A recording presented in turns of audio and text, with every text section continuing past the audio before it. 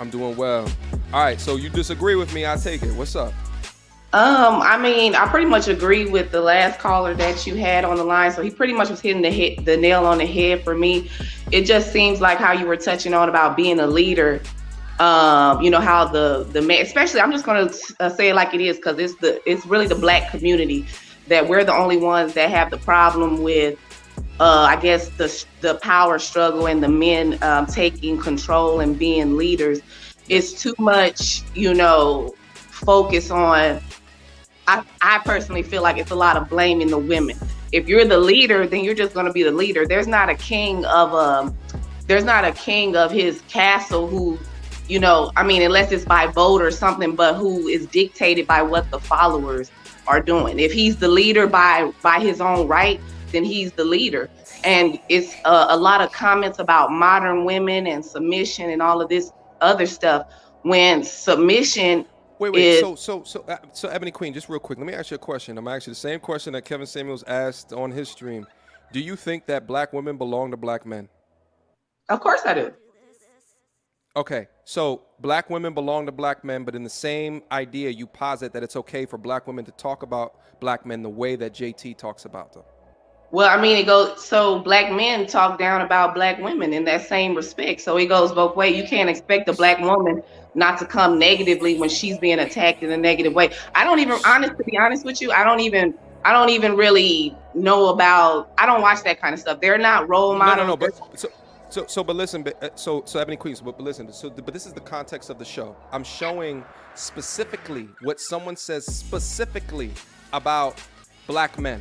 Specifically, okay? Right. So to interject that Black men do this, I mean, you'd have to give me some stats, some data about the quantity that we do, because my argument is that we don't do it at the rate that you do it. I'm not meaning you specifically. I mean Black women in general. Because what did I say earlier? I said earlier, I could do a video a day.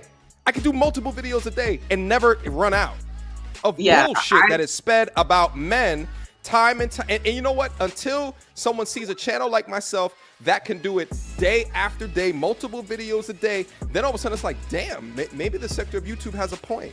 Well, to be honest with you, I mean, it goes both ways. I don't know if that's just what you're focusing on, but there's videos all day, and it's shameful, honestly, because I see videos like this all day where Black men are literally bashing Black women. And like I said, this was a spontaneous thing coming onto your channel, so I don't have like stats and anything to bring. I could have, but I don't have it right now. But my thing is, because I heard the context of what it was, so it's a problem. People are upset because JT or whoever, City Girls, whatever, was saying that men who don't have money don't deserve to get any butt or whatever, for lack of better words.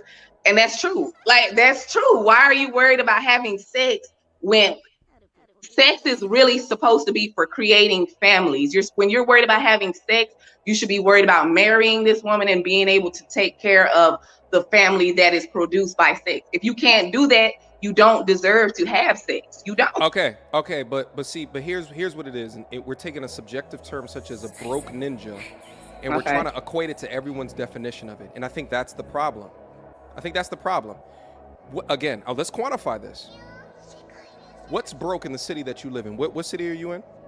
Dallas. What's broke in Dallas, would you say? What is broke in Dallas? I mean, you mean like is a yearly or annual type of income? Yes. I mean, I would just have to go up with what they say as far as poverty. I mean, I'm assuming $15,000 a year is broke poverty. What percentage of Black men make $15,000 per year? I mean, because pretty much if you have a basic regular 9-to-5 job, you can make $15,000 is not a lot of money. I think that translates to like exactly $9 an hour or something. Exactly. So what I'm saying is, it's not the majority. It's the far minute minority that make $15,000 an hour from the city that you live in. Now, when JT says a statement like this, what percentage of men do you think it's directed at? When she makes a statement about broke men not deserving any coochie, what percentage of men do you think that's directed I at? think that's directed at. I mean, I don't know if there is a person. I think she's just directing that period. Like, if you're broke and you're worried about having sex, then you need to know you don't. That's something that shouldn't be your focus. You need to either be focused on getting from above the power.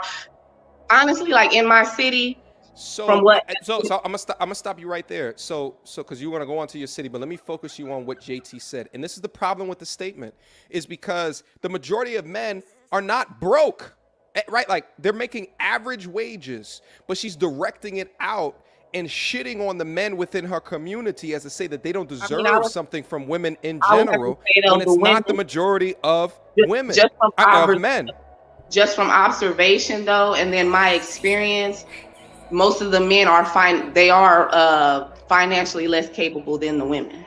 So they are in some. That's not the argument. No, hold up. So Ebony Queen. So that's not the argument. Again, if we stick to the particular argument that I set up at the beginning of the stream, one of which I'm saying men need an apology. I'm saying from a numbers perspective, you self-admit it's about $15,000, and that's according to the way that you perceive that. It's $15,000. The majority of men are not doing $15,000. But I asked you, what is the percentage of men that you think that she's talking to? You feigned an answer for that. Now the difference between the realistic dudes that you define as broke versus who she's directing that message to is very different. That's the problem. And that type of message is negatively impacting black men in general. So you wonder why we just say, to hell with y'all, we're leaving. We're out. Can you say that again? Because Ebony Queen, I appreciate you can call back in. I can't repeat that again. I think most of the people that's down in here got that. I got to move on to the next caller, but I appreciate you calling in. Thank you so much, Mama.